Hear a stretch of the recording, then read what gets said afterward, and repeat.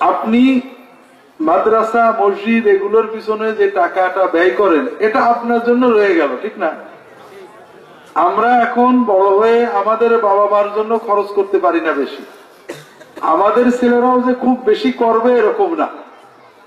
এজন্য আমার সাধারণ একটা অনুরোধ আপনাদের কাছে, আল্লাহর সাথে বিজনেস করবেন। কার সাথে? আল্লাহর সাথে যদি বিজনেস করেন, যা আয় হবে আল্লাহ আমি প্রতিদিন তোমার প্রতি মাসে এই 5% তোমার দিনের কাজে দেবই।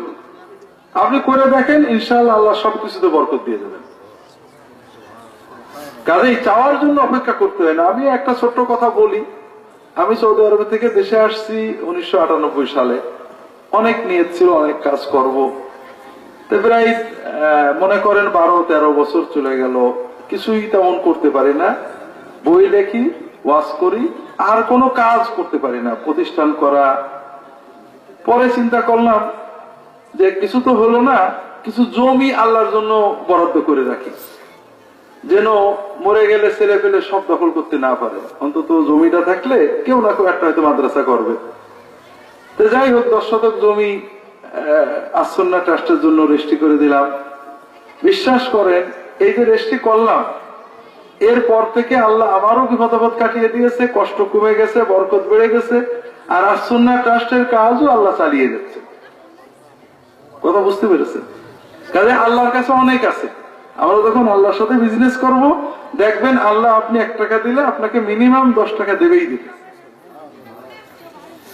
এই জন্য মানুষ চাইতে হবে আমাদের ইমান থেকে, ছেলের দিলাম, মেয়ের দিলাম, আল্লাহ এই মাসে এতগুলো টাকা বেঁচেছে, আমি মাদ্রাসায় দেবো। জমা জমি ছেলে পেলের জন্য রেখে যাবেন, আলহামদুলিল্লাহ। কিছু আল্লাহর দিনের জন্য দেবেন। এগুলো আমাদের, আমরা না দিয়ে গেলে আর কেউ কিন্তু দেবে না। কথা বুঝেছেন? একটা গল্প পড়ছিলাম, গল্প তো কল্পনা। 2 জন মানুষ আল্লাহর কাছ থেকে অনুমতি নিয়ে দুনিয়া আসছে। তারা 500 বছর আগে মারা গেছে। 2 জন, একজন মৌলানা সাহেব আর একজন জমিদার।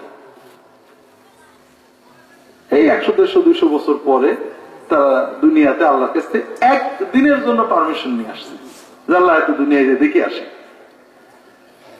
তা এখন ওই জমিদার যখন নিজের বাড়িতে গেছে, দেখে অন্য লোকজন বাস করে।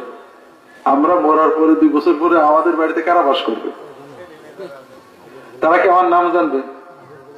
আমাদের দাদার দাদার নাম কেউ জানি? কেউ জানে না। এখন যে বলছে বাড়ি তো আমার নাম অমুক, সেই লোকজন লাঠিসোঁটা নিয়ে এই দেখ কোন টাকাতে এসে বাড়ি দখল করছে। আর ওই যে মৌলানা সাহেব, উনি এখন দেখা যাচ্ছে নাম কি ভাই? হ্যাঁ, আপনি ওই সেই হুজুর। লোকজন জড় হয়ে গেছে হুজুরের মহব্বতে। কথা বলেন? এইটাই হলো দুনিয়া। যে আমরা এখন যেটাকে আমার মনে করছি, যদি 100 বছর পরে এখানে যারা থাকবে আমার নামও জানবে না, ঠিক না? তবে আল্লাহর কোন কাজে যদি আমরা শরীক হতে পারি, কেউ নাম না জানলেও আল্লাহর খাতায় নামটা থাকবে। আর যদি আরেকটু ভালো হতে পারি, ভালো কাজ করতে পারি, আগে থাকতে পারি, তাহলে আমার বংশধরেরা নাম না জানলেও দেশের মানুষ, দিনদার মানুষেরা আমার নাম জানবে। আল্লাহ তাআলা আমাদেরকে সঠিক বিজনেস বোঝার তৌফিক দান করুন। আমিন।